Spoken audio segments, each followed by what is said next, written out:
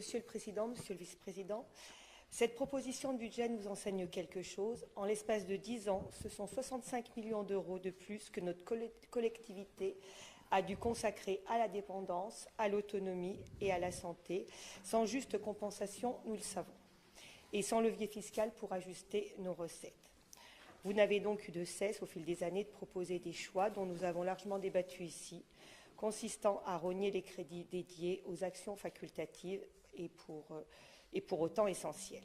Je pourrais citer le tourisme. Entre 2015 et 2026 a perdu un demi-million d'euros de crédits. Je pourrais mentionner le sport, dont le financement est en recul sur la même période, alors que les licenciés pratiquants n'ont jamais été aussi nombreux, à l'image du département qui a gagné 60 000 habitants durant cette période. La culture a fait l'objet de chantiers durant la période, mais son quotidien s'est paupérisé d'1,5 million d'euros et 2026 en sera l'illustration avec ce rapport en session sur les musées. L'attractivité du territoire a vu ses crédits divisés par 3 dans le même temps, en dépit d'un discours sur le nécessaire rayonnement du département.